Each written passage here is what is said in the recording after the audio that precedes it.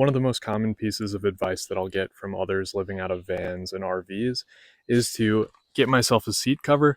So I recently, with the help of an aunt, was able to make this one. It took maybe 30 minutes, but she is an expert. She does a lot of quilting and sewing and knew what she was doing. So I'm going to detail how you can make your own custom seat. But first, a really quick update on my traveling and living out of this Tesla Model Y. I left my home base of Rapid City, South Dakota, and I worked my way over to Sioux Falls. I stayed there for the night, and then on to Des Moines, Iowa, not far from where I went to college, Iowa State. And I was able to catch up with a few friends there, and also I stayed with my aunt and uncle. They even took me fishing, which I hadn't been fishing in a long time. I caught a small big mouth bass, which was pretty cool, catch and release. So put it back in the pond. My aunt helped me out with that. Also in the Midwest, I swung by Minneapolis, catching up with some more friends there, and then I landed in Menominee, Wisconsin, the state of beer and cheese. That's where I started to catch up with another aunt. I hung out there for a while, and she helped me out with this quick seat cover. To start out with this project, she has a lot of extra scrap fabric. She had this kind of denim like fabric, which I was able to use for the actual cover. But first, we started out with just scrap fabric to make a pattern, and we took that out to the car and we kind of form fitted it to the seat by laying it on top and pushing it in. It kind of buckets in a little bit and pushing it through the back part of the seat and flattening it out.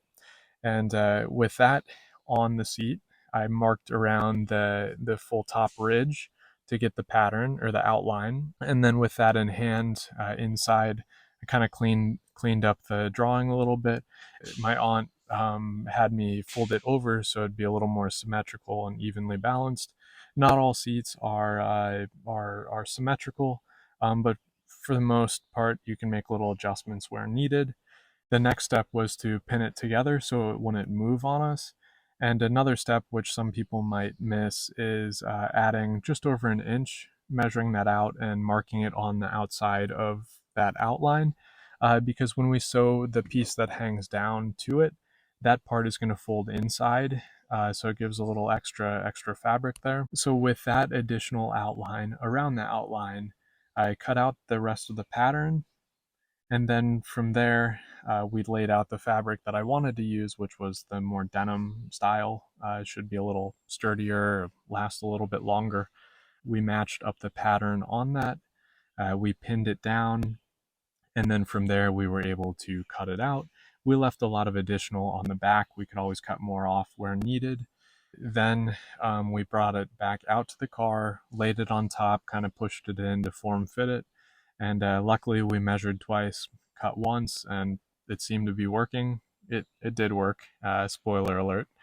And from there, we brought it back inside.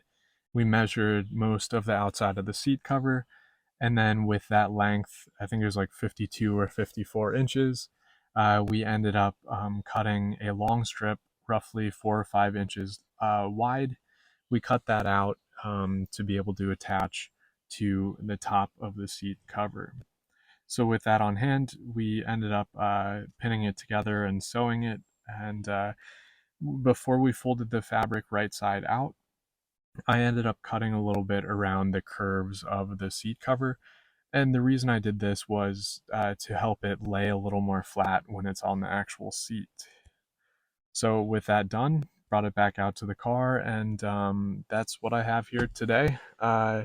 We considered adding some elastic or a better way of fitting it down so it wouldn't slide around too much, but for the most part, it hasn't moved around too much. And I push it with excess fabric down into the back part of the Tesla seat. At some point, I maybe will add a fastener to it. But if anyone has any questions, this quick kind of process can be used for making your own. Let me know, and I can always reach out to my aunt. She's the expert. So if you have any very in-depth questions, I'll pass them along and get you an answer. I'm currently here in West Virginia, New River Gorge. It became a national park here not too long ago, just a few years ago.